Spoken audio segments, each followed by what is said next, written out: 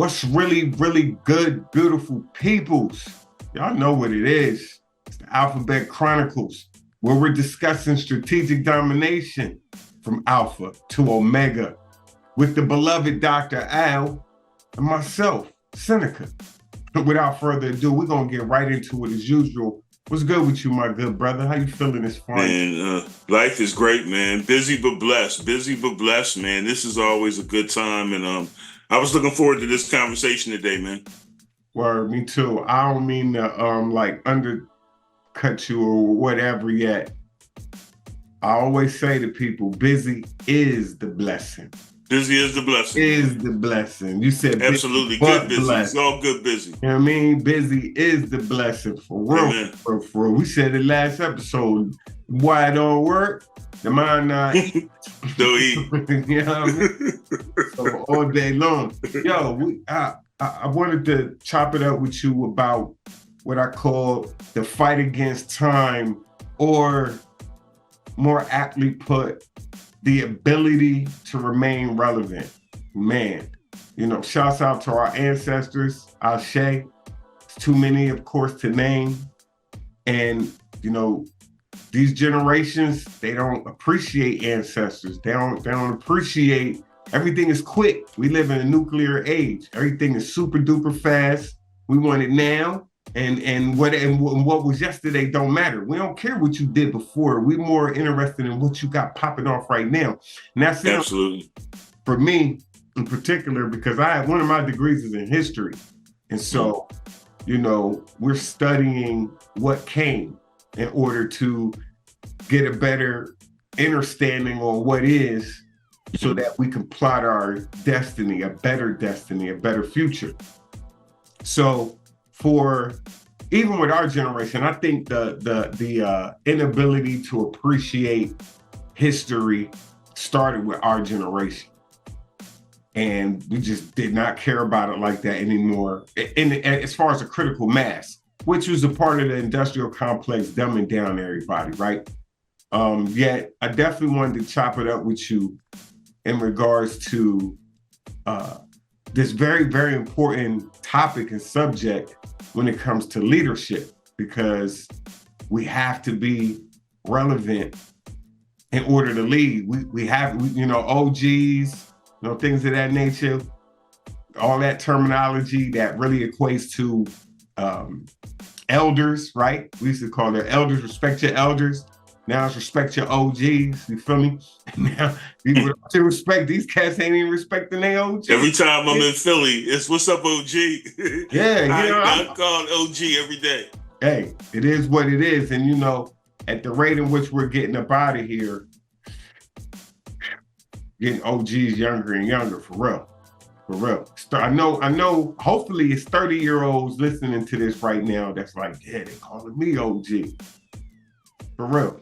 Yeah, my dad say, bless him, you're only as young as you operate. So to me, that always meant stay relevant. You know what I'm saying? So with that being said, what does it mean to you to be relevant? It's a great question, man. Relevant means important to the matter at hand. So, you know, what's going on, and are you part of that mix? Are you in need? I mean, I think preferences and expectations in this world are ever evolving. So we need to be ever evolving. You know, we need to be where we need to be when we need to be there. Get ready, you know, or stay ready. If you stay ready, you ain't got to get ready. We've talked about that. And, you know, that goes with relevance. Right. I think by staying relevant, you know, you can better understand the changing needs of the world and tailor what we have to offer the world, you know, in our everyday life, in our businesses, and our leadership mentality to meet that need. And that's how you stay relevant. But, you know, it's not always easy. There's a lot of people who were relevant for a minute and fell off. Right. What does it take to remain relevant? If it ain't that easy, what are some of the key points one would need in order to stay active in the game of life on all levels? That's a great question. I mean, you need to be a student of the game. You need to be a student of life. You need to be a student of your trade, a student of your craft, a student of your neighborhood, a student of your job, a student of the world. We need to be able to follow in order to be good leaders. We talk about that leadership mentality. You know what I mean? Who's leading the game right now? If you're not leading the game, who is leading the game? One thing I've always admired about you, and I learn from you every time we talk, is you stay on top of the game. Like, you tell me what's going on in the golf realm. You tell me what's going on in the business realm. So, for somebody with that type of mentality, it's much more easy to stay relevant. Me, sometimes I'm limited. Like, I look at what's going on in the business realm and I have to stay relevant there or get relevant. I have to, stay ahead of the trends and in front of the forefront when it comes to apparel. Because as I had mentioned, I look at, the Sean Johns, the Fubu's, the British Knights, the Tide Woods, the folks who made it. Right. They were relevant and then just completely fell off for one reason or another. They didn't keep that, they didn't keep that grind. And then you look at some other companies that have remained relevant. So I'm trying to be a student of that. I'm not on their level, but if I can get to the success they have, I want to keep it. Right. So I'm trying to learn, what I need to do and just being a student of the game, man. So I think that we talk about relevance, in me and you, but, celebrities, business owners, politicians. I mean, these are folks who have to stay relevant because that's how they eat. Right. So, whatever your job, whatever your trade, whatever you are, you have to be a student. I look at, I had a buddy who was coming up. He was the man. He was a parts manager at a prominent auto dealer. And he had a company car. He always had money. And one of my best friends, and he was doing really, really well. They sold to another prominent auto dealer, and they took everybody but the parts manager.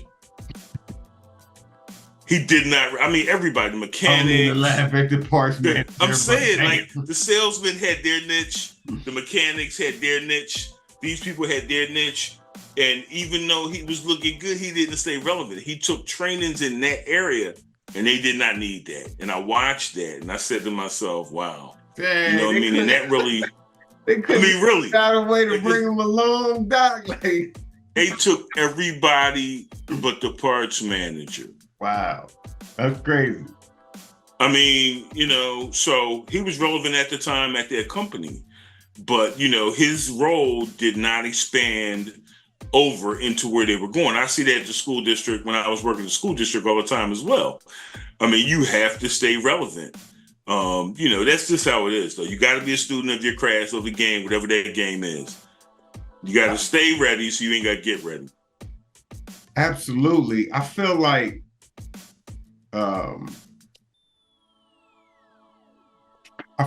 what's relevant or I'm trying to say it like what's classic, relevancy and classic, relevant, classic. They're synonyms for one another. I feel like what is classic stands the time. I think that's what it means to be relevant.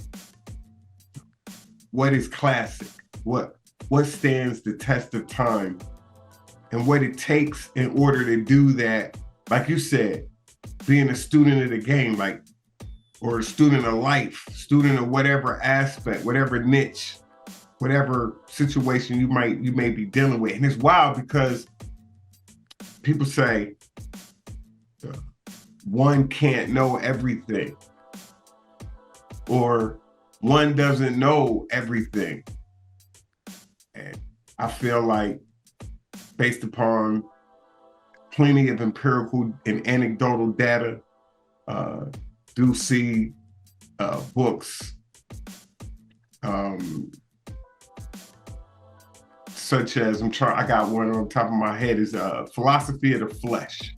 The Philosophy of the Flesh by Dr. George Lakoff is a book that talks about who we are as a species from the embodied point of view, as opposed to an evolved point of view.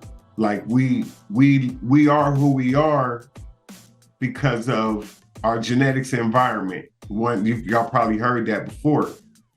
Yet Dr. George Lakoff speaks more in depth about how we are both for sure, yet we are more of our genetics and what came before us, before us, before us, before us, before us. It's not just what we look like, but yet how we talk and how we feel and all of these things. And so we're built to be relevant. Our species, we're built to stand the test of time. Yet if we don't get that knowledge, we talked about in the last episode, lack of knowledge is what kills us as a people. If we don't get that knowledge, it's a wrap. You know what I'm saying? So I feel like I agree with you 1,000% in regards to you got to be a student of the game. You have to be willing to learn, and you can't limit yourself by saying, I cannot learn or I can't learn. And you cannot be a hater. I'm sorry, go ahead, boss. No, you're 100% right. But I'm stuck on something you said, because as you're talking and doing it so eloquently, you said classic. And honestly, it's synonymous. It really is, because when I think about, what is classic and trendy's cool, but trendy don't last. Classic always comes back. Mm-hmm. Classic always bounces back. So, right. From the, like I mentioned a couple of these, the last time you see somebody rock a FUBU or a Tide One, but Adidas and Nike has come up with a way to remain classic in many aspects. Absolutely. And trendy. Like, look at Jordans. They're bouncing back, and they're running it back over and over and over. And I look at those as being classic. And that's something I'm trying to do. Like this quarter zip to me is classic. It's comfortable. It's, it'll stand the test of time because it'll go generation to generation. Right. It's not too trendy. It's not too this, but it pops. Right. You know what I mean? And I think that, that to me is remaining relevant and making sure the colors are right, making sure this and making sure that. So I'm kind of going left on you a little bit. But no, not at all. Not at all. That's an important point that you made when we talk about remaining relevant. So what do we do? How do you continue to work on that leadership mentality, work on that owner mentality and remain classic, but remain relevant at the same time? So it's a fine line. But they're synonymous. They're synonymous. They're synonymous. Right? They are. I want to ask you, what is it? We talked about one being a student of the game and one's ability to continue to grow, continue to learn. Wisdom is the verb of knowledge. Yo, I love this test, so I'm gonna hit you with this test real quick before I ask you this next question. You ready for this? No, go ahead. And I love doing this, man. I do this a lot. Man. I do it to cashiers. I do it to anybody. If we having a conversation about whatever, it's contextual, right? So it's got to roll. So I ask them, I say, knowledge is the second most potent power. Do you know what the most potent power is? Being. You said being is the most potent power? Being. I don't have a clear-cut answer, but my first thing that popped in my head was just being. Because, if you're not here and you're not able to get things done, knowledge ain't going to do you no good. If you're not here and you're not able to get things done, knowledge serves no purpose. You're almost right. Almost. Yet it's a very short, simple answer. If knowledge is the second most potent power, the ability to use it is the most potent. Yeah, absolutely. Being. That's what I mean. I got you. And it's a situation where, again, I can't stress it enough. They say you can't know everything. Everything is already in you. This is a whole nother conversation. It's metaphysics, things of that nature. But we are a universe within ourselves. So everything, all the knowledge is within you. There's a great Jewish proverb that says, when we are placed in our mother's womb, an angel is placed in the womb with us by the Creator, by Yahweh, as I was told this proverb. And in the midst of that angel being in the womb with you as you develop over that 9-month or so period, the angel is teaching you everything about everything. Yet, due to the promise of that God gave to Adam and Eve because of what happened in the Garden of Eden. If those out there don't know that story, go do that research. But due to that promise, the trauma associated with childbirth causes us to begin to lose that knowledge, begin to lose that wisdom as far as how to operate and use it firsthand. It's still within us though. Yet, and why it's still within us is because right before we breach the birth canal, the angel strikes us on the top of our lip, right there. And so we all have a cleft. Some have more prominent than others, yet that cleft is to always remind you two things. One, the knowledge is within you, and two, you got to go get it. You got to go back within yourself and get that knowledge. And every time you look at yourself, look in the mirror, you look at that little V right there above your lip. That's a stark reminder from the angel, pops you in your face to go get that knowledge that's already within you. You dig what I'm talking about? I got you, bro. It's definitely one of my favorite parables ever. It is. Let me say this. Sure. I was having a conversation with my children at dinner tonight. And I was telling them that it just popped in my head. I was basically saying to them that going to college and getting a bachelor's degree will not make you relevant. Going to college and getting a bachelor's degree. You said going to college and getting a bachelor's degree will not make you relevant.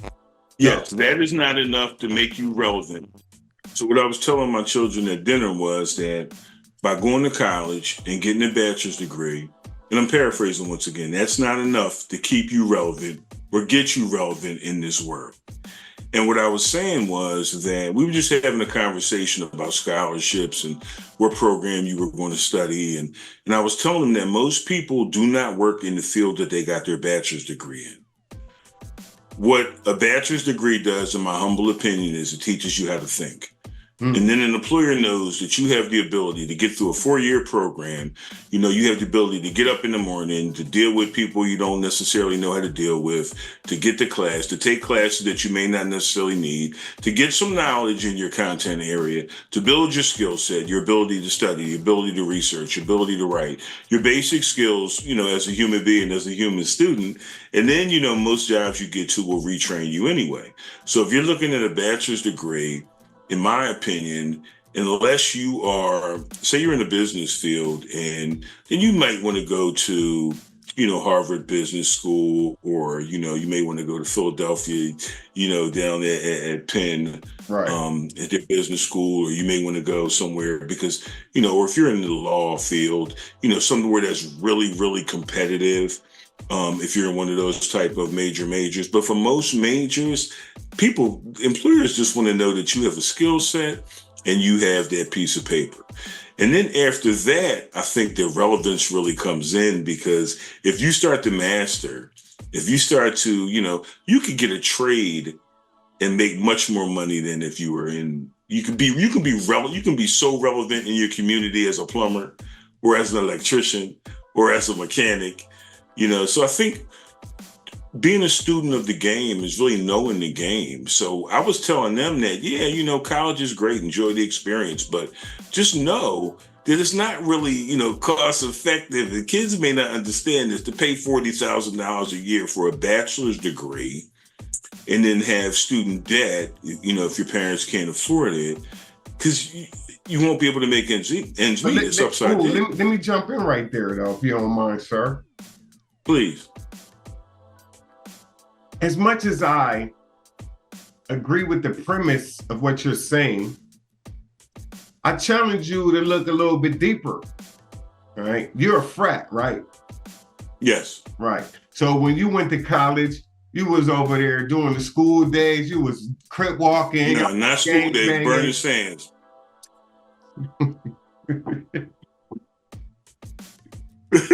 y'all wasn't as focused on the books like you needed to be. Is what I'm trying to say in my fun way. True. Shout out to every frat and sorrow out there. You know what I mean? I'm in a frat. Now, United States. Now, let me just say this. I did write a book, Burning Sands. Oh. And I wanted to tell that story that really shares that you're dealing with individuals. My line brother is a federal judge in Delaware who had outstanding grades while we pledged. Me, I did not. You're dealing with individuals. But not to get up, and that's a great point. I just wanted to say, though, that's a great point. Great point. Ties into what I was saying. I wanted to say, rather, regarding relevancy in a bachelor's degree. It's about the entirety of the experience in which you get that degree. You know what I mean? Like, shouts out to Kane University and all my sisters and brothers that went to school, had a great time, started V5V, which is Violence by Violence, which is a mix. It's men and women, but you had to be play a sport. I started it. It was fun. We had a good time. Yet it was all about the ability to know what you needed to know and know who you needed to know in order to keep that relevancy alive. You understand what I'm telling you? Like, I agree with you saying with the premise about that paper for sure. Yet the experience, the ability to take 40K and go build a network over a 2 to 4 year period is actually relatively cheap.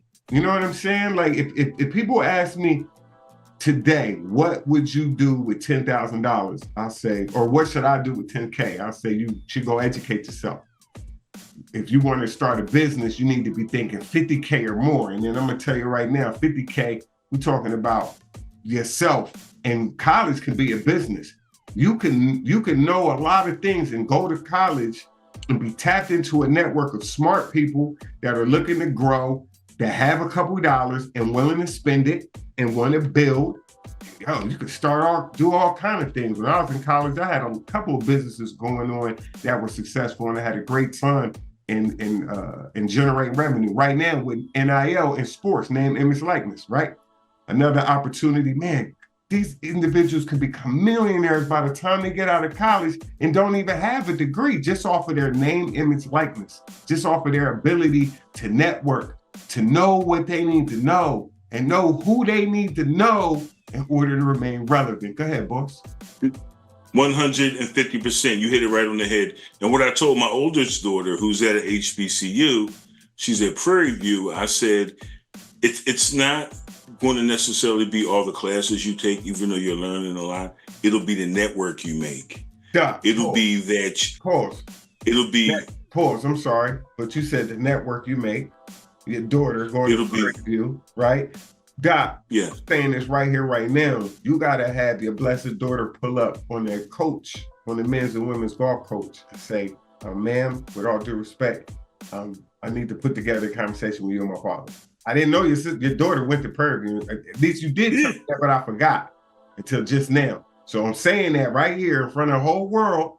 Hopefully, Prairie View is watching. Shouts out to Prairie View and all HBCUs, for real. We coming for y'all in a great way.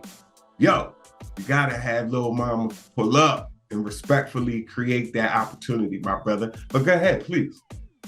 No, that's it, man. It's about the network you make. My undergraduate, some of the best friends I have in the world now, aren't necessarily people I grew up with. It's people I went to school with. It's my network.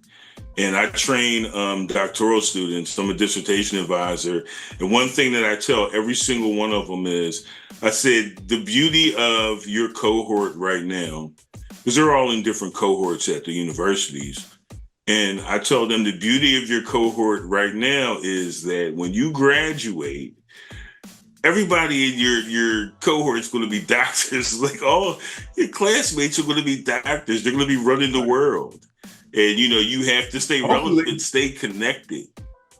Would you say? I'm sorry. I said hopefully, because we talked about it last Hopefully. time. How just because you got a doctorate degree don't make you that slick.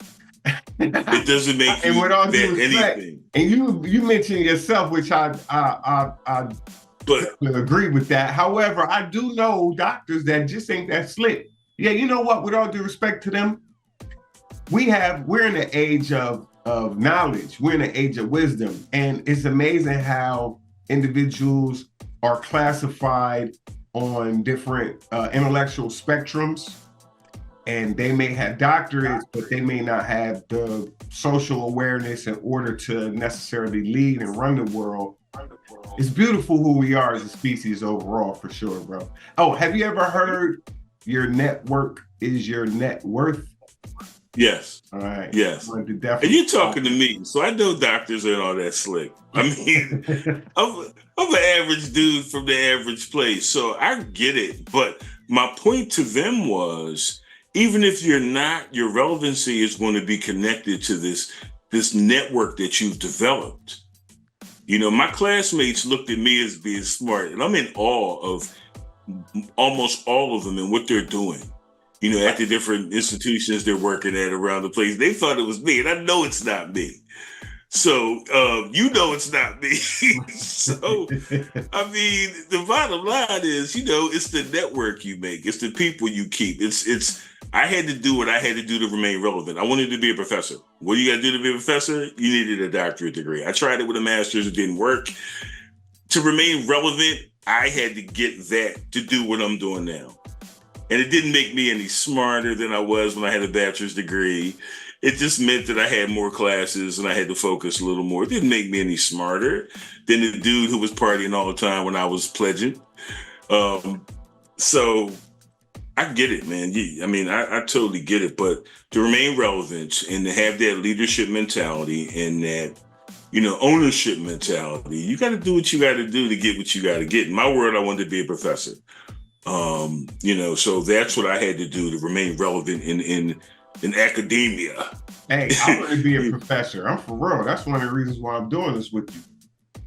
I mean, and you would be a phenomenal in this day professor. And age, you know what I mean? I know they'd be Absolutely. Like, they want you to have your master's and all that. Listen. You have every school out there, y'all need to be giving brothers like me and brothers like Doc honorary doctorate degrees. I mean, for real. I mean, I don't, seriously. Yet, regardless, I wanted to ask you, are you familiar with the term or the adage, you are like the closest 5 people you keep? No, I've heard something similar, but not exactly. Something along those lines, for sure. I definitely agree with that. That's one of the main reasons why I keep super fly guys such as yourself real tight. You understand what I'm saying? Because I'm trying to make some power moves out of Savannah, as my man Ghostface Killer would say. And so, I agree with that 1,000%. You're about as eagle fly high as the 5 you keep on your side, y'all dig? So y'all keep that in the forefront of your mind. Yo, let me ask you one more question, maybe 2 before we get out of here. How does one become irrelevant? Wow. That's a great question. Hopefully I never really find out personally. But if I had to assume, I would say by sleeping on what's going on around you, by, having that leashed mentality, by having that owned mentality, by, not, taking those risks and being in positions to learn and being in positions to be a student of the game and being in positions to continue to elevate yourself. You gotta, have your head on the swivel in this world and really know what's going on around you. and you can't become complacent. You can't, if you don't know what I'm talking about, I've watched a couple of the earlier podcasts. I think you really have to remain relevant, man. Relevancy means important to the matter at hand.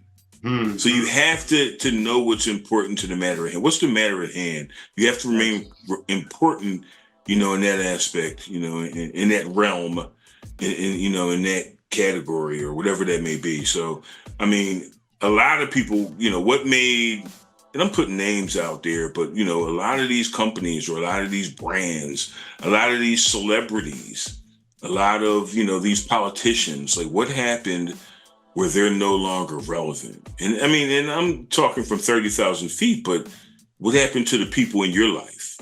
What happened to the people that what happened to us? Where in different situations we did not remain relevant, or what did we do to, continue to elevate ourselves? One of the things we're doing to remain relevant is we created a podcast. Yeah, now I'm be honest with you, like it's fly. Stuff like this is dope because it allows individuals to put out energy in a large way over an extended period of time. I love reading books. Love books. I think I'm looking for a good one. Podcasting is the new book. I think podcasting is the new book. I really, really do. Because, it's funny. That's why they say you don't believe everything you read in the book. Because I think the funniest thing to me was I always thought coming up that if you had a book, if the book was in the library, it was legit, it was published, you had to be, you know what I mean? And to find out, oh, none of that. So I think in this day and age, however, because you can't fake the funk, right? You're gonna get put on blast early. It's hard to front today in this day and age. You know what I'm saying? Now, podcasts are what books. Podcasts could be what books should be. Podcast could be what books should be. That's trademarked here. We're gonna put that in the t-shirt and the coffee mug for y'all to pick up that merch. When we get that, we'll in the back. Some dope merch for y'all coming up here real soon. Some affirmations to keep you in the game. That's what the Alphabet Chronicles is all about. We here to keep you in the game, keep you focused spiritually, mentally, and physically on a higher plateau. We speaking on high frequencies. You gotta dig. It's a lot of low frequency activity popping off in the world. Respect. You gotta have 360 degrees. You gotta have it all. I respect that. Yet we have to tip the scales in a critical mass way and have more high frequency creativity. That's what it takes to remain relevant. Creativity, consciousness, and that willingness to continue to spread it and push it. So, we're going to keep doing that here with the Alphabet Chronicles. I appreciate you, Doc. I think we really, really do. All this, bless your mother, for real, for wanting you to get up out of that schoolhouse and get on the block because you had a lot to give to a lot of people. And I know a lot of times we get active, we put our head down, we work, and we wonder, is it in vain? What does it all mean? But this is what it's all for, what we doing here, what we doing right now. You just taught a dynamic course over there at Villanova. Shouts out to Villanova. So, in a lot of ways, this is a continuation of that ability to touch people, motivate people, lead people in a way that had them operate on a higher frequency and do the same. And man, when we get it popping like this on a critical mass, shouts out to Dr. Greg Carr and Karen Hunter over there with In Class with Carr. Go watch In Class with Carr, YouTube, In Class with Carr. Tap into that knowledge, that information. There's a lot of other podcasts that I'll be shouting out, that we'll be shouting out in the midst of it all. High frequency stuff that y'all really need to tap into. We do a video and an we do a visual and audio presentation of the knowledge. However, and we do it like that because you should be able to just listen while you're driving, or you should be able to get the full effect by watching us as we speak, because you gain more knowledge and wisdom through the body language as well. So again, brother, I appreciate you taking out your time. We appreciate you taking out your time, going to get your flowers while you're here, and blessing us with the knowledge and the wisdom in order to be just better people and better communities and move the way we got to move. You know what I mean? Yes, sir. Let me just say this, man, while we end. I think that in order to remain relevant, we have to focus on mind, body, and spirit. Yes, sir. So when we talk about a student of the game, we're talking about the entire game. Yes, sir. Yes, sir. And with that being said, too, in the great wisdom of individuals like Dr. Sebi, it's spirit, mind, body. Think about it from the true perspective and operate from the true perspective is frequencies, spirit, mind, body being the lowest frequency. It is a totality of a holistic experience of what we're doing here and how we're going to fully heal. So move from there, grow from there, y'all. Salute the Alphabet Chronicles, Dr. Al, Seneca. We're going to see y'all next time. We out. Peace. No doubt. One love.